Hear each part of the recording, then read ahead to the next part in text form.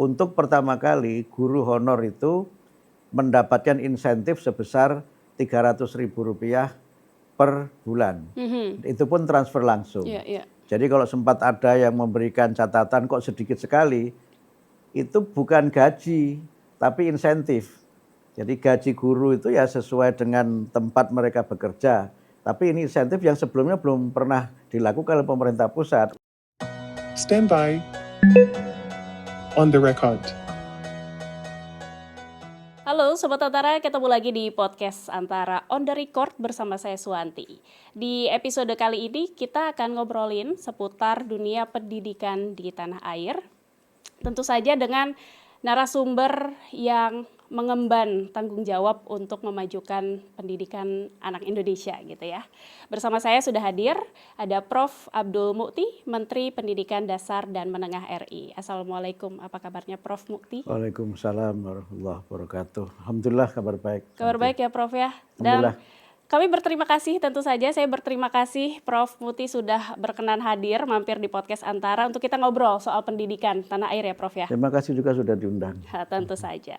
Prof. Mukti, mungkin kita bisa langsung ngobrol soal pendidikan tanah air, tapi saya ingin mengawalinya dengan ini kan 2025 sudah dilalui, kemudian menyongsong 2026 ya Prof ya. Prof dalam kepemimpinan di kementerian ini juga 1 tahun lebih gitu ya.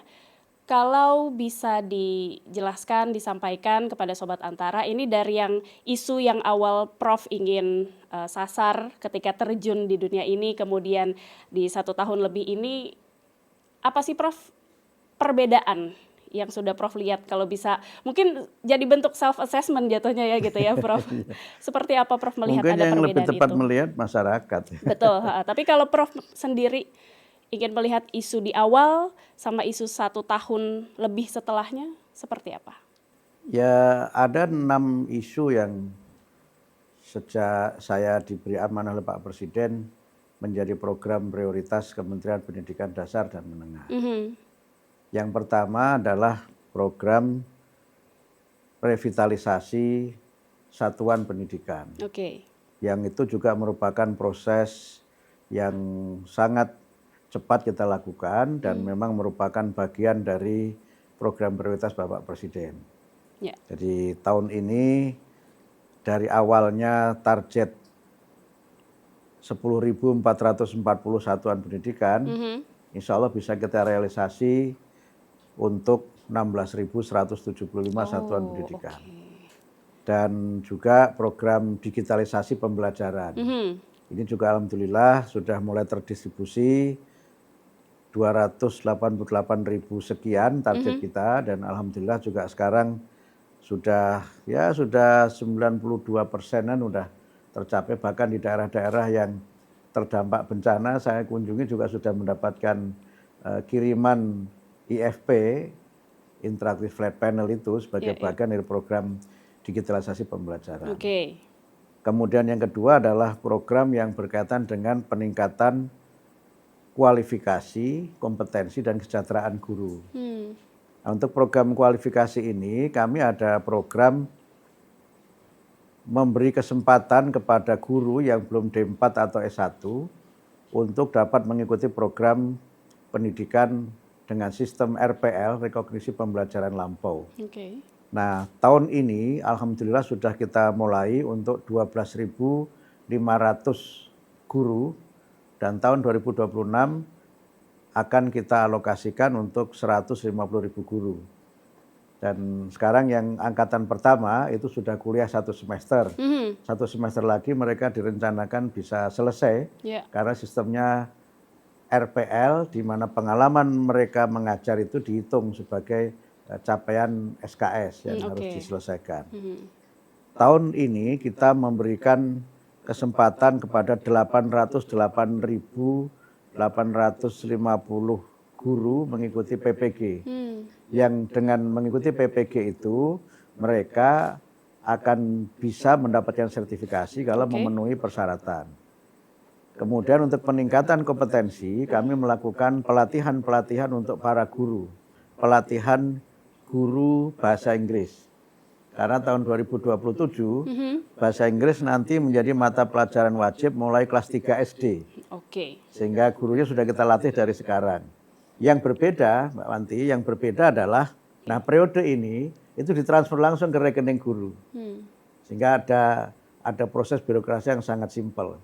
Dan ada yang juga sudah kami penuhi kesejahteraan itu adalah untuk pertama kali guru honor itu mendapatkan insentif sebesar Rp300.000 per bulan.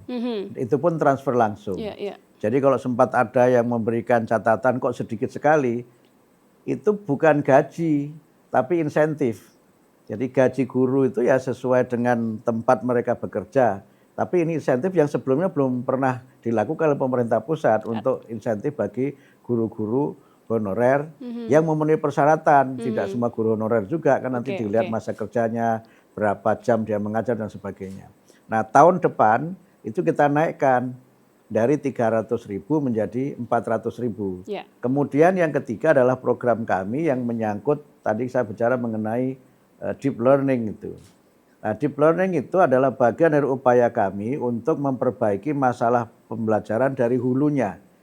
Selama ini kan ada berbagai macam catatan ya, yang misalnya UNESCO menyebut ada schooling without learning, kemudian learning loss, learning poverty dan lain-lain kan.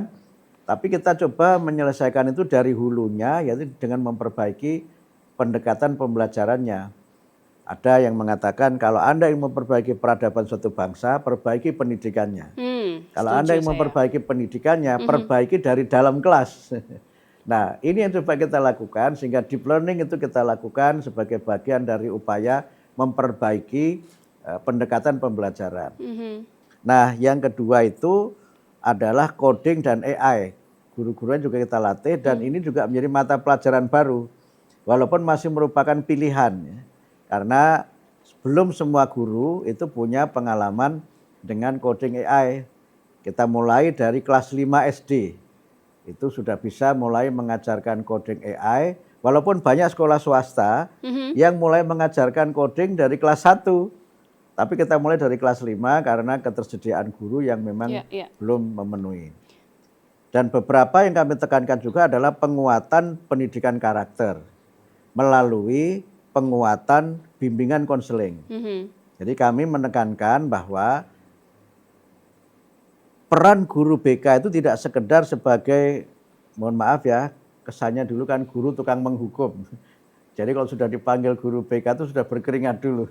Kita mengembalikan. Bikin salah apa gitu Prof? Salah apa itu kan, macam-macam lah. Pokoknya intinya itu salah aja kalau dipanggil guru BK. Tapi kita ingin mengembalikan BK ini pada posisi dan kedudukan sebagaimana khitohnya gitu, sebagai guru yang memberikan konseling, pendampingan, motivasi, pemanduan bakat minat, komunikasi dengan orang tua dan sebagainya. Yang untuk itu kemudian semua guru itu harus menjadi guru wali. Ini di luar guru BK. Semua guru harus jadi guru wali yang dia nanti mendampingi murid dalam jumlah tertentu sesuai dengan rasio guru dan murid. Yang mereka ini mendampingi murid itu dari mulai dia masuk sampai nanti lulus. Sehingga dia mengerti betul murid-murid yang di bawah perwaliannya itu. Dan ini juga ini kita hitung sebagai bagian dari pemenuhan jam mengajar guru. Jadi kalau guru itu harus mengajar 24 jam dalam satu pekan, dia tidak harus mengajar 24 jam.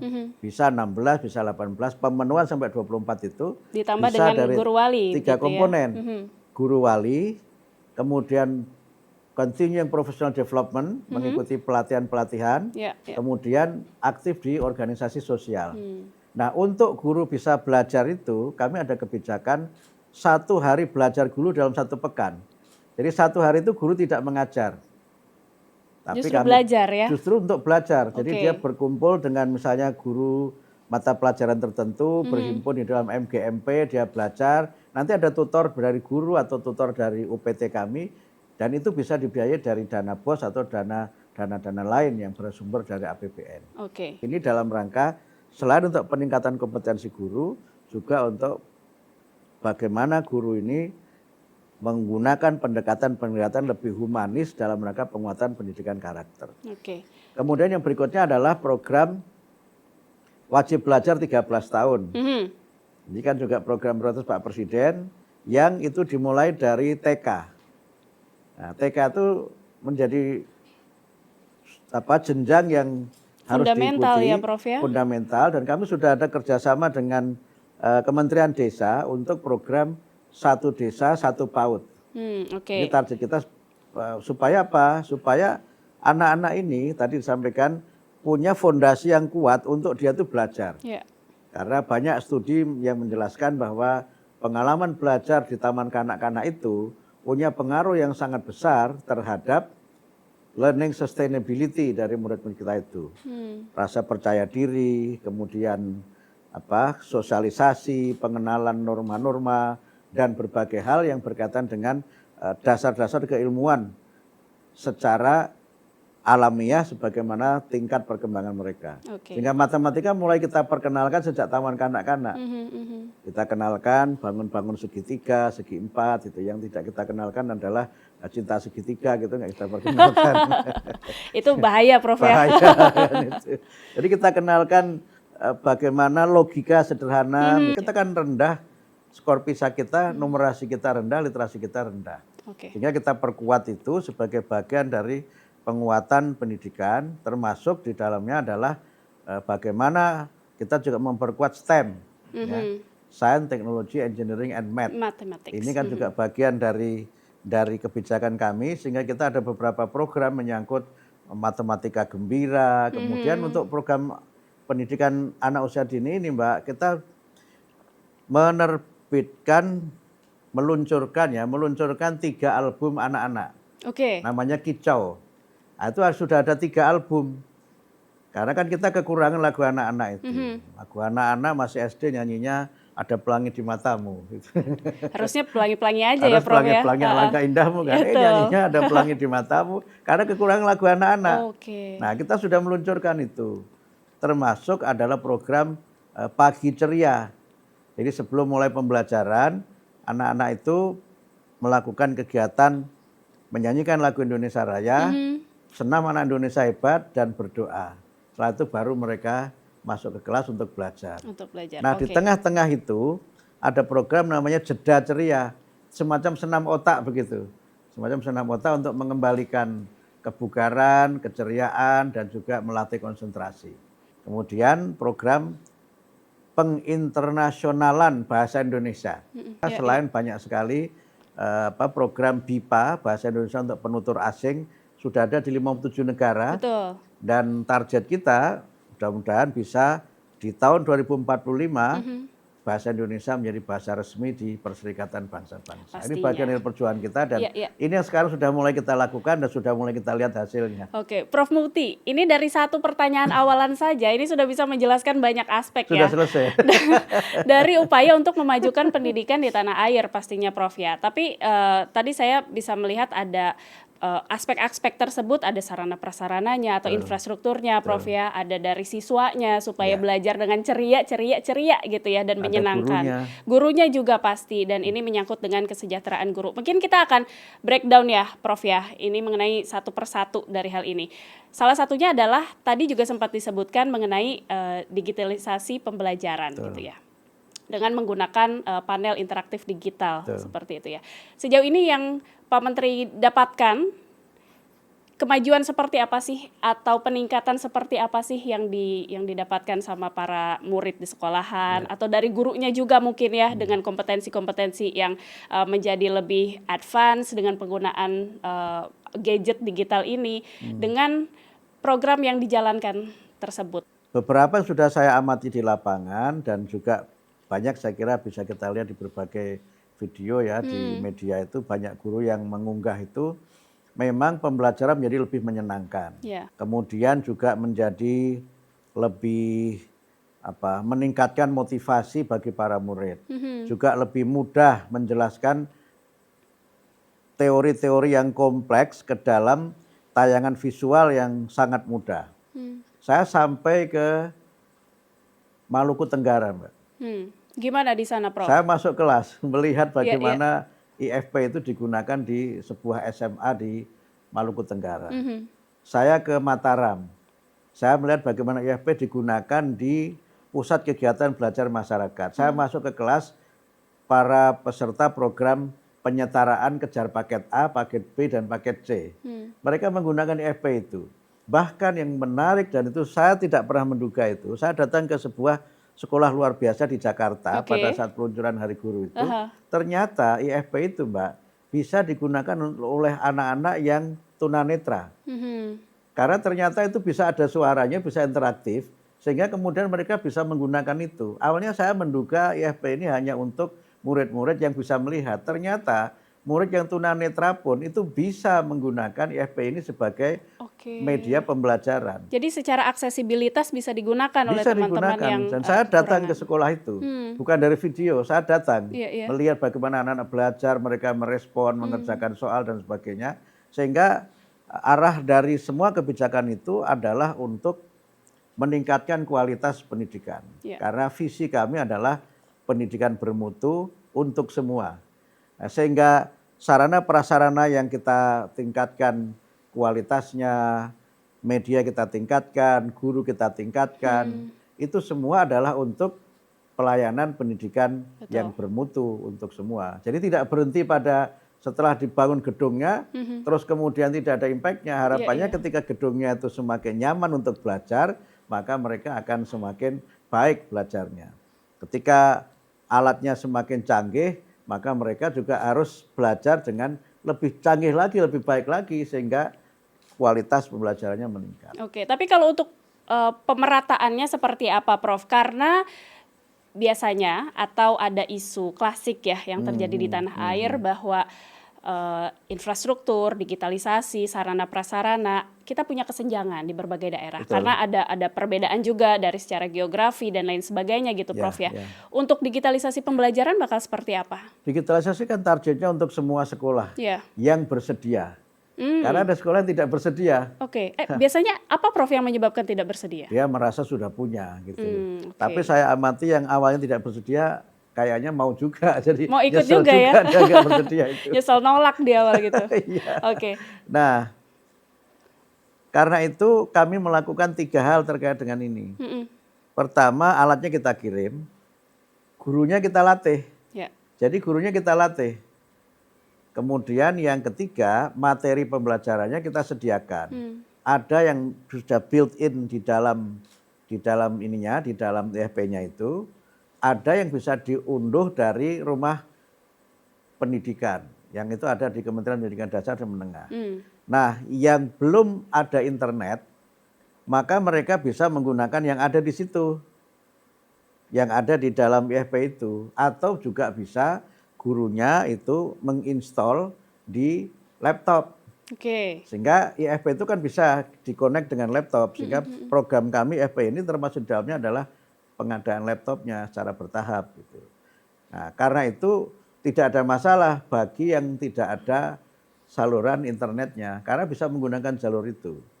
Nah, walaupun memang kami mulai berupaya secara bertahap lewat kerjasama dengan Telkom untuk nanti diberikan saluran supaya mereka ada akses internet. Tapi beberapa ada yang kreatif, mereka pakai Starlink, yang itu murah meriah dan itu bisa digunakan untuk penggunaan terbatas di satuan pendidikan itu.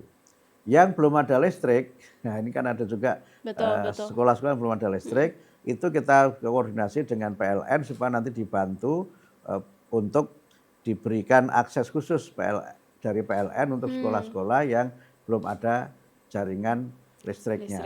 Apalagi nanti kan memang tahun depan Pak Presiden pada saat acara peluncuran di Bekasi itu menyampaikan akan menambah untuk masing-masing sekolah itu 3 IFP. Nah, kalau ada penambahan 3 IFP, sudah kami lakukan penghitungan sekarang, sekolah-sekolah itu kan listriknya itu bervariasi. Ada yang 450, ada yang 900, ada yang 1200, ada yang sekian-sekian itu. Nah, dengan penambahan IFP itu, otomatis harus ada penambahan daya. Sudah kita hitung berapa sekolah yang listriknya 450, berapa yang 900, berapa yang 1200, keperluannya berapa untuk IFP itu sudah kami hitung. Yang nanti ketika memang program itu sudah bisa dijalankan pada tahun 2026, kami sudah bisa untuk mengajukan misalnya tambah daya kepada PLN. Nah, nanti soal konsekuensi pembiayaannya ya nanti kita bicarakan lebih lanjut terkait dengan ketersediaan anggaran yang kita miliki. Iya. Jadi tidak perlu khawatir dengan IFP ini akan nganggur dan sebagainya. Akan nganggur atau tidak kebagian, enggak ya Prof ya? Betul, Sudah ya. dijanjikan sama Prof Mufti nih ya. Iya. Oke, juga kita bisa melihat buktinya adalah dievaluasi dari tes Bisa. kemampuan akademik juga Prof ya, kemarin sempat TKA disampaikan. memang sebenarnya itu bocoran ya tapi nggak apa-apa lah. Oke, Nanti pada akhirnya juga dibocorkan kita saja. umumkan. Itu Gimana, mungkin Prof? bukan bocoran, saya bocor beneran. Oke. Nah, itu memang dari sekian mata pelajaran yang ada memang rata-rata skor TKA matematikanya rendah. Tapi rendahnya berapa nanti setelah resmi kita umumkan ya. Dan itu banyak faktor. Saya kira sebagiannya memang ada semacam stigma ya. Oke. Stigma di masyarakat dan sebagian murid itu berpendapat matematika itu susah. Dari dulu kayaknya Prof ya. Dari dulu ya. Betul. Saya suatu saat menarik itu, suatu saat saya datang ke sebuah stasiun televisi, sebuah acara begitu, kemudian ada mahasiswa-mahasiswa yang diundang ke stasiun televisi itu. Oke. Ya kebetulan ngambil jurusan tertentu. Saya tanya, apa yang Anda rasakan berbeda dengan jurusan Anda itu? Gitu. Dia jawab, tidak ada matematika Prof. Gitu. Menghindari memang ya. Jadi jawaban itu memberikan indikasi betapa oleh mahasiswa itu matematika dianggap sebagai momok ya dalam tanda petik. Tapi sebagian juga ada yang sangat asik ya, bahkan anak-anak di Papua yang dianggap tertinggal juga banyak yang bagus. Artinya sebenarnya ketika nilai matematika itu tidak tinggi, itu kan faktornya bisa berbagai macam. Saya menyebut sebagian bisa karena stigma itu. Nah, kalau dalam teori psikologi begini, kalau kita tuh mengalami namanya mental block, Oke. maka hal yang mudah pun itu akan jadi susah. Betul. Nah, karena itu kita berusaha untuk merubah mental ini, merubah mindset mengenai matematika itu. Sehingga kami punya program namanya Matematika Gembira. Nah, tapi kita ingin membangun mindset baru Oke. dengan 5M, yaitu yang mudah, murah, menyenangkan, mindful, dan meaningful. Oke. Ini sudah kita susun modul-modulnya, sudah mulai kita lakukan pelatihannya, bahkan Mbak, kamu sudah mendapatkan mitra dari Kanada. Jadi kami sudah ada MOU dengan McGill University Ya, ya. untuk mereka melatih guru-guru kita STEM itu. Ini MOU untuk 5 tahun. Sudah saya tekan MOU-nya, insya Allah tahun 2026 mulai pelatihannya. Nah dengan itu maka kita coba perbaiki. Selain yang dengan Kanada itu juga kami lakukan sendiri dengan mitra-mitra dari beberapa perguruan tinggi yang ada di Indonesia. Oke, artinya kalau mau memperbaiki salah satu aspek dalam pendidikan, memang guru ini kan terus dimention juga ya oleh Betul, Prof Muti ya. ya, Memang ya. harus mulainya dari guru, dari pengajarnya Betul, juga ya, Prof ya. ya. Tapi sepertinya Prof Muti memang begitu mendengarkan ya aspirasi dari para guru di akar rumput gitu ya. Apa yang Tidak hanya guru, siapapun. Jadi saya Mbak, WA itu saya pegang sendiri, saya baca. Siapapun bisa akses nomor saya, bisa menyampaikan apapun ke saya. Dan saya beruntungnya sering saya mendapatkan ide-ide brilian dari mereka yang tidak saya kenal. Tapi bisa punya nomor saya. Bisa juga dapat masukan ketika ada penyalahgunaan kebijakan di lapangan. Jadi Bisa mendapat laporan langsung gitu dari ya. mereka, tidak lewat jalur resmi, dari mereka bisa akses langsung. Atau bisa juga ada yang menyampaikan misalnya pelaksanaan yang tidak sebagaimana mestinya. Harusnya dia menerima tunjangan di bulan ini ternyata belum terima. Bisa melapor ke saya kapan saja. Dan saya tidak lanjuti, bukan saya skip enggak. Saya teruskan kepada para pejabat di kementerian yang berwenang untuk melakukan tindak lanjut dari laporan itu. Oke. Dan resiko atau konsekuensi lainnya juga banyak juga yang marah-marah ke saya juga banyak. Tapi saya terima dengan suka. Jadi jadi menteri itu kan harus suka, termasuk suka dimarahi. Gitu. Tapi ada nggak Prof laporan langsung yang Prof dapatkan, let's say lewat WA tadi gitu ya, yang paling Prof ingat yang paling punya kesan mendalam buat Prof? Ada yang melaporkan penyimpangan dana BOS. Dilaporkan dengan data-data Dari guru, dari masyarakat masyarakat, oke. oleh satuan pendidikan, kan BOS yang mengelola sekolah. Ada yang melaporkan penyimpangan dari PKBM, Pusat Kegiatan Belajar Masyarakat, di sebuah pulau di luar Jawa. Dia menyebutkan ada PKBM abal-abal. PKBM-nya ada, tapi muridnya tidak ada, kegiatannya tidak ada, tapi transfer dananya ada masuk. Oke. Dan saya tidak lanjuti. Nilainya lumayan besar, sampai di atas 2 miliar penyimpangan itu. Per tahun kali sekian tahun. Iya, iya. Kasus itu banyak Prof ternyata setelah dilihat. Ya langsung saya sampaikan kepada Irjen ditindaklanjuti. Dan ternyata memang betul ada penyimpangan. Dan saya rahasiakan semuanya. Saya rahasiakan semua yang mengirim itu saya rahasiakan. Iya, iya. Supaya mereka tidak takut. Menjadi Dengan- whistleblower ya. Betul. Termasuk kemarin ketika ada kasus kan 2 guru yang kemudian harus berperkara hukum itu. Iya. Kan juga banyak komplain di mana hati nuraninya macam-macam gitu. Saya bilang itu bukan kewenangan kami. Apalagi memang sudah sampai sidang di MA dan sudah di kasasi sudah turun. Dia tidak mengajukan PK, kan sudah menjalani hukuman, kemudian masih akan diberhentikan. Saya bilang solusinya hanya bisa dari kekuatan lain, yaitu Pak Presiden. Nah akhirnya dari pihak istana dan hubungi kami, kemudian minta kronologi peristiwanya kami kirimkan, dan akhirnya Pak Presiden merespon cepat. Iya. Alhamdulillah beliau pulang dari Australia, mendarat langsung taken rehabilitasi. Saya buka komunikasi, karena itu kan kami membangun budaya di kementerian itu namanya budaya ramah. Budaya ramah itu akronim dari responsif, akuntabel, melayani, adaptif, dan harmonis. Oke. Ini yang kita bangun sehingga sekarang di kementerian itu alhamdulillah semua merespon dengan cepat. Selain kita juga ada namanya pusat layanan umum, Iya. yang masyarakat bisa menyampaikan pengaduan apapun melalui saluran yang kami sediakan ini. Oke. Dan itu alhamdulillah karena kami terbuka, kami cepat merespon, ada banyaklah penghargaan dari beberapa lembaga terkait dengan capaian dari Kementerian Pendidikan Menengah terkait dengan bagaimana kami berkomunikasi, merespon, dan juga memberikan solusi atas berbagai persoalan yang dihadapi oleh masyarakat yang terkait dengan pendidikan. Oke.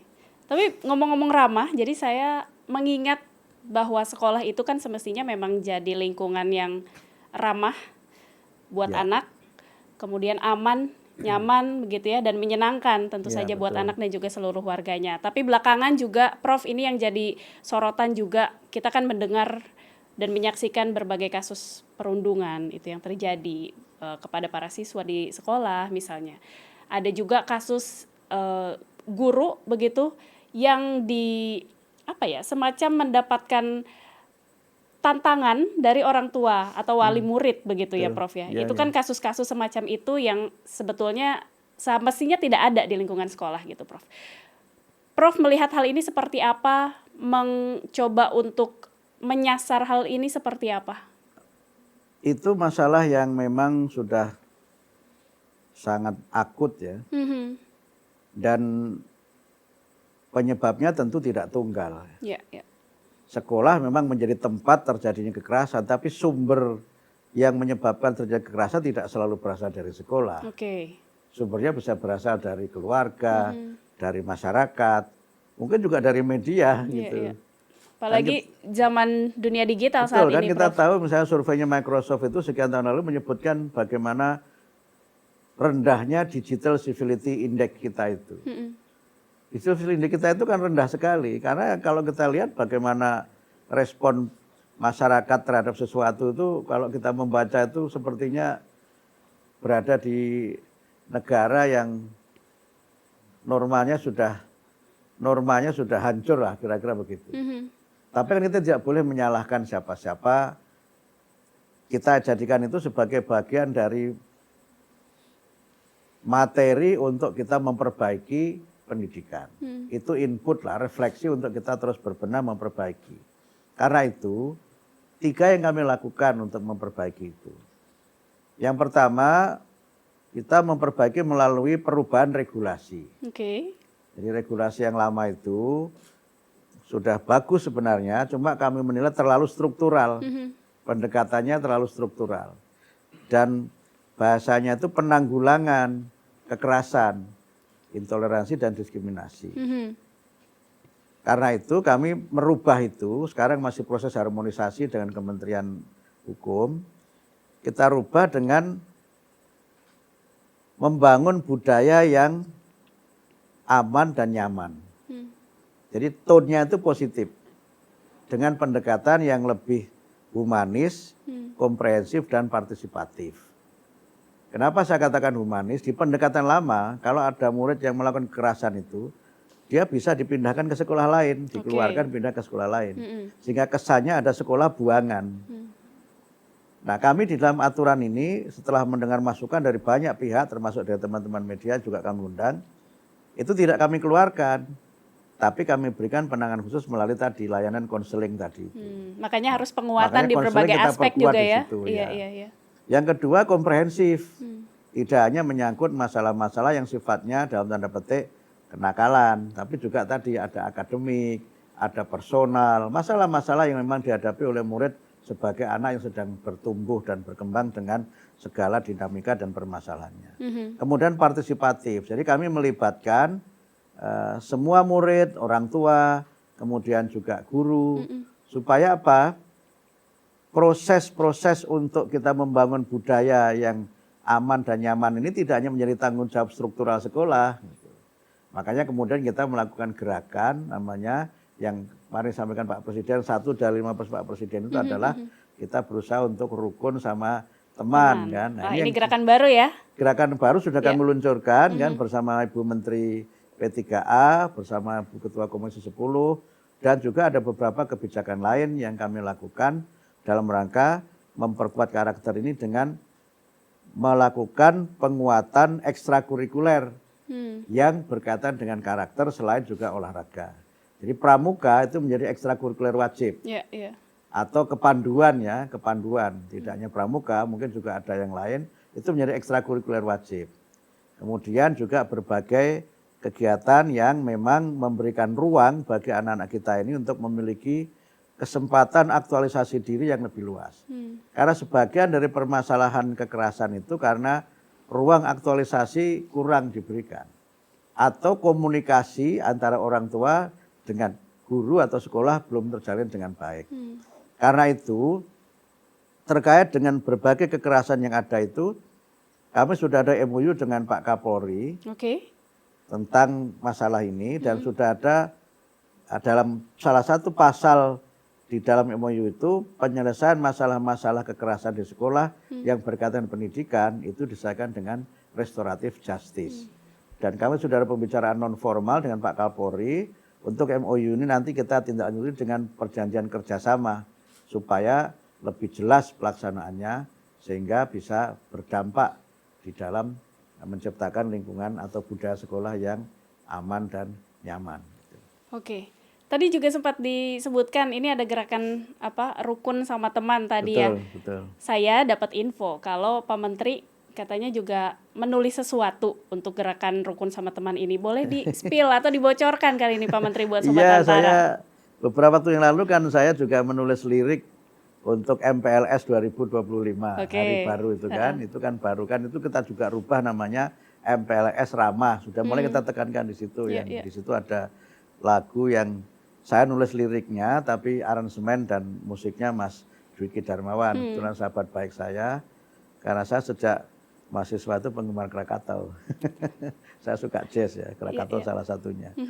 Nah, ini juga baru kemarin saya kirim, mungkin belum jadi, tapi saya ingin menekankan supaya budaya ini dibangun karena lagu ini kan salah satu cara untuk menyemangati dan saya bikin mudah supaya bisa dinyanyikan. Salah satunya itu ya banyak kawan kita jadi aman, banyak sahabat kita jadi hebat. Mari rukun sama kawan, jalin persahabatan. Kira-kira itu refnya itu. Itu bocoran ya di sini ya. Bocoran karena belum ada. Jadi Antara belum dapat bocoran. Oke, jadi belum bisa dinyanyikan juga nih Belum, sama Pak teman-teman Menteri di kementerian juga belum dapat. Beruntung banget memang ini podcast Antara. Oke, Pak Menteri juga kita tadi sudah bicara banyak mengenai gurunya, kemudian anak-anak muridnya begitu ya. Juga terakhir terkait dengan sekolah yang ramah begitu ya untuk semua penghuni di dalamnya. Ya. Tapi belakangan juga kan kita menyaksikan saudara-saudara kita di Aceh, Sumatera Utara, Sumatera Barat mengalami satu terdampak ya dari bencana yang cukup hebat, cukup besar gitu Pak Menteri, dan ini juga memberikan dampak otomatis kepada proses pembelajaran para siswa di sekolah begitu.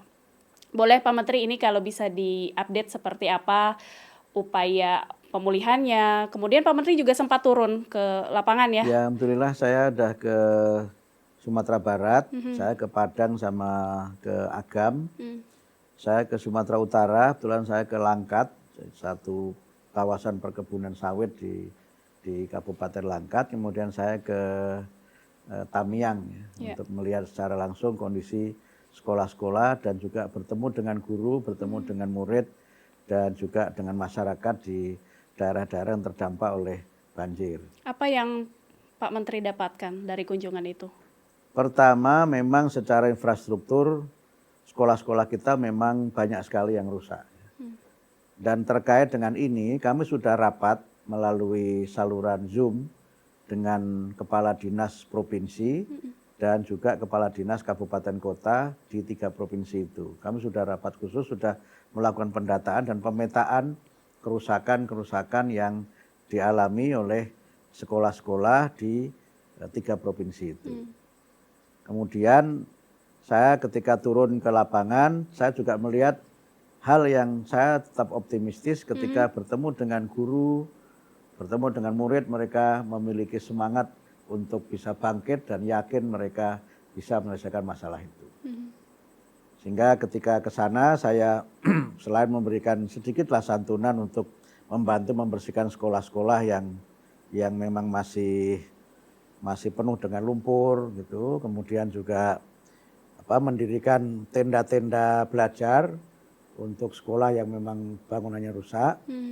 Kemudian ya berdialog dengan mereka, dengan para relawan psikososial untuk membangkitkan motivasi dan rasa percaya diri. Selain juga santunan untuk guru yang meninggal atau yang dirawat di rumah sakit, juga murid yang meninggal dirawat di rumah sakit, dan juga pegawai-pegawai kami, UPT Kemendikbudrismen yang ada di 3 provinsi yang juga terdampak oleh musibah itu. Memang yang kita berikan secara material tidak sebanding dengan kerusakan yang mereka alami, tapi saya kira kekuatan mental itu jauh lebih kuat pengaruhnya untuk mereka bangkit dibandingkan dengan keterbatasan sarana prasarana. Sehingga untuk sarana prasarana yang rusak, yang memang rusak berat, itu kami beberapa sudah kami diskusi untuk direlokasi. Tapi beberapa yang masih mungkin diperbaiki, kita perbaiki. Dan dari data di lapangan ya memang sangat bervariasi, sangat bervariasi. Sekarang datanya masih terus kita validasi, tapi kami sudah berkomitmen bahwa dalam rangka memberikan layanan pendidikan itu, sekolah-sekolah yang rusak kami prioritaskan untuk mendapatkan bantuan revitalisasi tahun 2026. Sekarang sedang kami himpun datanya, mudah-mudahan di bulan Februari tahun 2026 itu sudah kita mulai pembangunan sekolah-sekolah yang rusak itu. Sehingga kami melihat di lapangan, karena kondisinya berbeda-beda, maka kita buat skenario pembelajaran. Ada skenario pembelajaran darurat 0 sampai 3 bulan, kemudian 3 sampai 12 bulan, ada sampai 3 tahun. Karena kalau dia sekolahnya sudah memang roboh total, bangunnya saja mungkin perlu 1 tahun kan. Sehingga selama 1 tahun itu dia mesti akan belajar di tempat pembelajaran sementara. Tapi beberapa ada yang sudah saya temukan itu dia belajarnya bisa shift. Karena tidak semuanya rusak, jadi mungkin ada yang masuk pagi, ada yang masuk siang, sambil dibersihkan yang rusak dan perbaiki yang rusak ini. Ada yang pinjam sekolah lain. Jadi ada yang di Agam itu, sebuah SD yang rusak, karena SD-nya masuk pagi, dia pakai yang tidak jauh dari situ ada madrasah diniyah yang masuk siang. Nah, sehingga pagi dipakai SD, siangnya tetap dipakai oleh madrasah timnya. Jadi banyaklah kreativitas di lapangan Iya, iya. yang dilakukan oleh para guru dan juga dinas pendidikan dan masyarakat untuk memberikan kepastian bahwa anak-anak tetap bisa belajar. Walaupun memang ya itu akan membutuhkan waktu yang Iya. tidak bisa dalam waktu yang singkat. Gitu. Tadi Pak Menteri menyebut ada skenario sampai 3 tahun ke depan begitu. Ya, ya. Kalau Pak Menteri bisa memprediksi, memperkirakan dari kondisi yang terjadi saat ini gitu Pak Menteri, ini akan berapa lama sih pemulihan bisa dijalankan sampai betul-betul semuanya bisa pulih kembali seperti semula? Bervariasi ya, karena tingkat kerusakannya memang berbeda-beda. Oke. Seperti kemarin saya di Tamiang itu yang di kota sudah bisa kita ke sana. Tapi kan masih ada daerah-daerah yang belum bisa dijangkau sama Iya, sekali. betul. Nah, yang seperti ini tentu perlu waktu yang lebih lama. Gitu. Saya ke SMK negeri di Tamiang itu tidak ada kerusakan bangunan sama sekali. Bangunannya nggak rusak, hanya penuh lumpur kelasnya. Nah ini kan berarti hanya membersihkan lumpur itu. Nah kalau yang bangunannya rusak, seperti yang saya tinjau di Langkat itu bangunannya sudah rusak total. Nah, itu harus dibangun baru. Nah bangun baru itu kan perlu waktu yang lama tentu saja. Bahkan sebagian ada yang memang harus relokasi. Artinya bangun baru di lokasi yang baru. Nah mencari tanahnya itu kan perlu waktu juga kan. Proses untuk mendapatkan tanah dari pemerintah daerah itu satu persoalan sendiri gitu. Ya, sehingga ini bisa waktunya bisa lebih lama. Nah yang begini itu sebagiannya mungkin nanti harus ditampung di tadi bangunan pendidikan sementara gitu. Tapi ya bisa dipakai untuk 3 tahun lah gitu. Seperti yang kita bangun di Lewotobi. Kan banyak sekolah-sekolah yang terdampak oleh letusan Gunung Lewotobi laki-laki. Itu sekolah-sekolah daruratnya itu kita bangun ya pokoknya bisa untuk belajar aja begitu. Tidak kena hujan, tidak kena panas, bisa untuk belajar sampai dibangun sekolah yang lebih representatif. Artinya kan untuk infrastrukturnya memang sudah diupayakan sebagai bangunan sekolah darurat begitu ya. Juga yang harus ditanyakan adalah mengenai dispensasi atau relaksasi pembelajaran kah atau tes atau ujian kah bagi para siswanya itu akan seperti apa atau yang sudah diberikan seperti apa Pak Menteri? Yang masih bisa sistem shift ya sekolahnya shift. Ujiannya juga shift. Ini kan mereka sudah dalam masa tes akhir semester ini. Kemudian yang saya sempat menarik ketika saya ke Tamiang itu ketemu sama ibu-ibu guru. Ibu kan sekolahnya rusak, gimana tesnya? Kami pakai nilai harian saja Pak. Gitu. Dia pakai nilai harian, tidak pakai tes, tapi nilai harian itu saja yang direkap menjadi nilai semester. Dan hal itu diperkenankan gitu ya? Enggak apa-apa, kan namanya darurat juga. Namanya darurat. Dan ada yang memang tidak ada sama sekali. Jadi justru nilai diberikan ketika murid itu terlibat dalam kegiatan sosial. Misalnya ikut bersih-bersih, ikut memberikan santunan, itu malah dinilai sebagai bagian dari nilai karakter yang masuk dalam nilai rapot. Gitu. Jadi bervariasi. Kalau dalam bahasa agama itu kan ad-daruratu tubihul mahdurat. Yang artinya Prof? Yang artinya keadaan yang darurat itu menjadi sebab hal yang tidak boleh menjadi boleh. Artinya dipermudah begitu ya Prof? Dipermudah, makanya tadi itu. Ya kan sudah nggak bisa mau bagaimana lagi gitu. Kita masih beruntung yang di sini kan. Nah, yang kita berikan bantuan secara material itu tidak sebanding dengan masalah mental yang mereka hadapi, mental spiritual yang mereka hadapi, tidak sebanding dengan kerusakan sekolah yang mereka hadapi. Karena itu kan psikososial ini kan sementara sekarang. Nanti berikutnya juga harus kita berikan. Karena sebagian mungkin ada yang mengalami trauma ketika melihat air. Kan sebagian ini kan ada trauma ketika tsunami, terutama yang di Aceh ya. Mereka melihat tsunami yang seperti itu, sekarang mereka melihat banjir yang tidak kalah dahsyatnya dengan tsunami. Itu bisa menimbulkan trauma yang panjang. Hingga ketika melihat air itu, dia takut gitu. Nah ini kan tidak bisa diselesaikan hanya dalam waktu yang singkat kan. Harus ada pendampingan terus menerus. Tapi kan sekarang kita belum punya data-datanya karena semuanya masih dalam pendataan. oleh Oke. berbagai pihak. Tapi mungkin yang paling penting dilakukan adalah negara memberikan kehadirannya di lokasi bencana, Ya kita para semaksimal warga mungkin juga. ya, semaksimal mungkin kita. Dan yang hadir ke daerah bencana bukan hanya saya ya. Jadi kita kan ada namanya SPAB, Satuan Pendidikan Aman Bencana. Itulah tim di kementerian yang setiap ada bencana itu mereka langsung turun ke lapangan. Oke. Jadi H+1 tim SPAB ini sudah ke lapangan. Nah, menteri belakangan setelah aksesnya bisa dibuka. Tapi mereka ini karena memang relawan dan punya pengalaman itu cepat. Nah, karena itu alhamdulillah tim kami ini solid dan berpengalaman sehingga apa yang harus dikerjakan di lapangan itu sudah langsung bisa dilakukan dengan cepat sesuai dengan kemampuan yang kita miliki, terutama pengadaan sarana prasarananya kan. Ya, ya. Oke, Prof, tentunya kita mendoakan yang terbaik, pemulihan secara cepat dan baik bisa dilakukan di Aceh, Sumatera Utara, dan juga Sumatera Barat pastinya itu. Dari tadi kita sudah ngobrol panjang lebar, Prof, mengenai upaya untuk meningkatkan kualitas pendidikan di tanah air, khususnya pendidikan dasar dan menengah gitu ya, Prof ya. Sebelum kita menutup obrolan kali ini, boleh dong saya minta satu kalimat dari Prof Mukti yang akan disampaikan untuk para guru. Satu kalimat saja, Prof.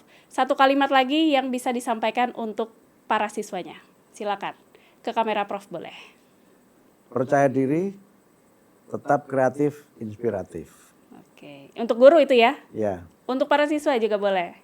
yakin masa depan cemerlang kalau kita punya ketahanan mental yang kuat. Oke, itu dia ucapan khusus yang diberikan sama Prof Mukti, Menteri Pendidikan Dasar dan Menengah untuk para guru di seluruh Indonesia dan juga para siswa ya yang sedang menempuh pendidikan, berjuang untuk meningkatkan kualitas kehidupan yang lebih baik pastinya itu, Prof. Dan terima kasih banyak. Terima kasih. Saya mengucapkan terima kasih kepada Prof karena sudah berkenan sharing banyak hal tentang pendidikan di tanah air, dan semoga kita bisa sharing lagi di lain kesempatan, Prof ya. Mudah-mudahan. Mudah-mudahan, amin. Insyaallah. Dan Sobat Antara, itulah ngobrol saya dengan Prof Abdul Mukti selaku Menteri Pendidikan Dasar dan Menengah.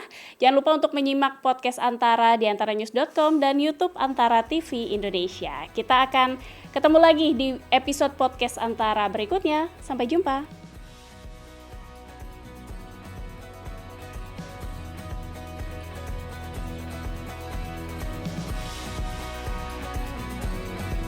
Stand by on the record.